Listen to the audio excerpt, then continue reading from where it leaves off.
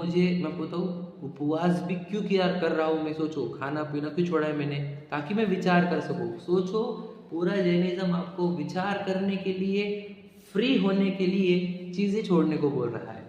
वो सिर्फ चीज़ें छोड़ने को नहीं बोल रहा है, वो तो हमारे को सेकंड एंगल पता ही नहीं था उसका।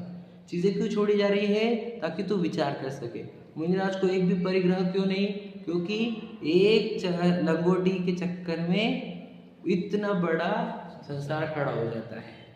आपको पता है ओशो की कहानी बहुत फेमस है, बहुत दुनिया में फेमस हुई वाली, कि एक संत थे तो मरते मरते उस शिष्य सामने था, तो बोले एक लाइन बोलो कुछ भी जीवन का सार तुम्हारे। तो बोले बिल्ली मत पालना। तो बोले अरे क्या बोल गई ये, बिल्ली मत पालना क्या आवाज़ नहीं आ रही? हाँ, तो वो क्या बोले, बिल्ली मत पालना। क्यों ऐसा क्यों?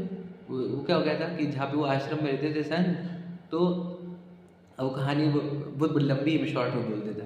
तो बोले कि चूहे हो गए थे, तो चूहे को मारने के लिए या भगाने के लिए हमने बिल्ली पाली। तो चूहे भाग गए समझ लीजिए। हाँ, तो फिर अब वो बिल्ली को रखने के लिए उसको दूध चाहिए, तो रोज़ रोज़ दूध कहाँ से मंगाएंगे? तो बोले गाय रख लो तो फिर गाय रख ली, तो फिर उसको दूध आ रहा, तो वो बिल्ली को देने लगे। तो फिर गाय को रखे, तो फिर गाय को खाएगी क्या? तो उसके लिए क्या करो, फिर थोड़ी खेती कर लो, उसको घास आएगी।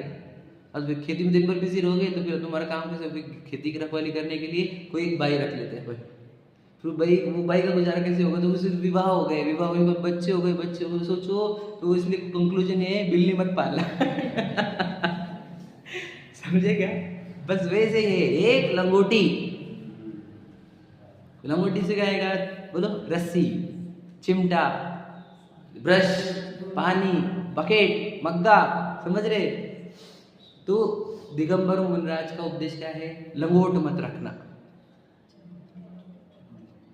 समझ में आ गया? एक लंगोट के चक्कर में इतना जब प्रपंच खड़ा होता है, तो इसका अर्थ ये है कि उनको एक लंगोट तक रखने को अलाउड नहीं है। पीछे कमंडल वो सिर्फ शुद्धि और इसके एंगल से है, संयम के एंगल से। क्यों वो क्यों चाहते ऐसी नग्न मुद्रा? क्यों? जो अजय लोग पूछते क्यों रखना रहते हो? क्योंकि हमारे को जीरो डिस्टर्बेंस चाहिए। पूरा जैनिज्म आप समझ लीजिए, मुनिराज के नग्नता हो या गृहस्थ का उपवास हो, काहे के लिए है? ताकि तुम्हारे डिस्टर्बेंसेस कम हो और तुम विचार कर सको स्वयं का। समझे क्या? पहले विचार होता है, फिर ध्यान होता है। विचार करो, समझ रहे क्या? मतलब पूरा जैनिज्म मुझे क्या प्रेरणा कर रहा है कि तुम विचार करो। हम विचार को छोड़कर पूरा करने लगे जैनिज्म में, है क्या? हम विचार नहीं करते, हम पूजन करते, हम प्रक्षालन करते, हम अभिषेक करते, हम तीर्थ वंदना करते, हम सीखते।